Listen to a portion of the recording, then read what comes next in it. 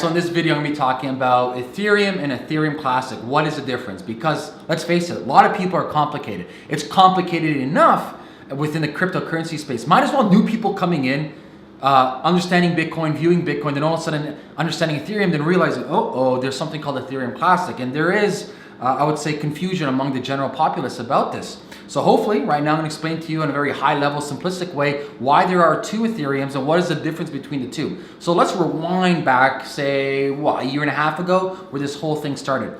Okay, so before there was two Ethereums, there was obviously regular Ethereum. And basically what happened was this. About a year-ish or a year and a half ago, something was created called a DAO, a Decentralized Autonomous Organization. Think of it as like a crypto hedge fund or a crypto venture capitalist fund online. It raised about $150 million at its peak worth of American value. I don't know how many Ethereum tokens that was back in the day. However, there was a huge problem because the code itself wasn't that well built. Let me put it that way, okay? So now they raised $150 million of US currency in Ethereum, that is, and they had this virtual crypto fund. And along came an individuals, we don't know who this person or persons was, and they took about $50 million. But people call it a hack. More or less it wasn't a hack per se. I always say, imagine if you have a key to your house and you leave that key outside on the sidewalk. Is the person hacking your house? No, you gave them the key, they opened up your door, they got in. That was kind of what happened with the DAO. A person saw a faulty door or saw an entranceway that wasn't programmed quite well. And let's call them Dave for the sake of this video because we don't know that person. They went in and they took $50 million. Now the community went crazy, absolutely crazy.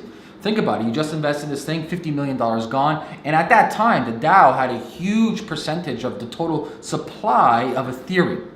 So I forget the percentage number, but a massive amount of all circulating Ethereum was in this DAO. And that's like the lifeblood of the protocol or the Ethereum protocol. So they had to come up with a proposition. What do we do with the $50 million that was stolen? How do we get our money back? So all these people are trying to think of different ideas, etc., etc. They came to the conclusion finally that they need to create a fork. They need to stop the blockchain that they have right now currently and create something fresh from scratch. Now a lot of people were up in arms about this and a lot of people didn't like this approach, but they had a consensus. People were voting on this and the majority voted, let's fork Ethereum. Now let's kind of pause for a second and talk about a fork because I was confused at the beginning. And let me summarize what a fork is. For example, in the blockchain, we know that the blockchain is responsible for authority. That's what's really good at. That's why it eliminates middlemen. We want a third party that's unbiased, that's not connected to anything, that's not centralized, which is a blockchain that determines value and that determines authenticity.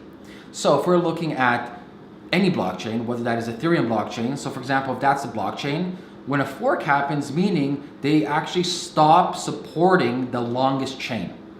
Miners, users, the protocol will dump that chain and go to a new chain. That's why it's called a fork, okay? So what happened with the Ethereum fork was the longest chain through consensus, through the miners voting, through the users voting, through everybody coming together, they said to get our $50 million back from the DAO and to save all the Ethereum tokens, we have to stop supporting this long chain. So they forked it. However, a small subset of people, they didn't want to fork.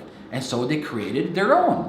They stayed on the Ethereum Classic. That's why you have two different names. You have the Ethereum Classic, which is like, I say 10% or something like that was the people who said, I don't want to fork. I want to continue with the longest chain. So if we're looking at this, so I made this quick drawing for you. So the blockchain, the longest chain is always the one with the highest authority, the one that's validating everything, the one that people look for trust. So if we're looking at the longest chain, that was Ethereum before the DAO. So the DAO, you had $150 million raised, then you had $50 million that was hacked. And so for them to get the money back, they got through the consensus. They're like, all right, we got to stop this chain and start a new chain. So they did start a new chain and got the money back. However, a small subset of people, they said, screw that. I'm going to start my own. So they started their own chain, which was the original Ethereum chain called Ethereum Classic. Now, some people say this is bad. I don't think so this is bad. I think this is a good thing because the whole beautiful thing about blockchain is through consensus. So if a group of people want to come together and they want to commit to a blockchain and they want to add value, and if users want to add value, you can do so. It's not centralized. So I actually think Ethereum Classic provides value towards Ethereum. It's a different currency running on the same type of protocols, doing pretty much the same different things. However, there are key differences between Ethereum and Ethereum Classic. Ethereum Classic, the main leaders are kind of in the shadows. People don't talk about that. Plus, they're more or less, I guess you can call them maximalists. They want to stay pure to the immutable ledger. However, Ethereum more or less like a software company. They want to grow. They probably might have hard forks in the future. Even with proof of stake, there may be another hard fork. Their plan is to go do global scaling. Now, why does Ethereum Classic have value? Speculatory market at the moment. Like anything, if you look at stocks, majority of stocks have value because of speculation. If you look at Silicon Valley with the VCs, it's through speculation. Why are certain companies worth hundreds of billions of dollars when they don't even have revenue yet? Speculation. Ethereum Classic is speculation. Ethereum, though, on the other hand, yes, there is a speculatory market, but they actually have use case scenarios. You know, they just announced the Ethereum Alliance development. The United Nations wants to use it. Smart contracts on the rise. So actually big enterprises that are physically using the technology to benefit their company. So to summarize, Ethereum Classic is just the old blockchain of the original Ethereum and has its own currency.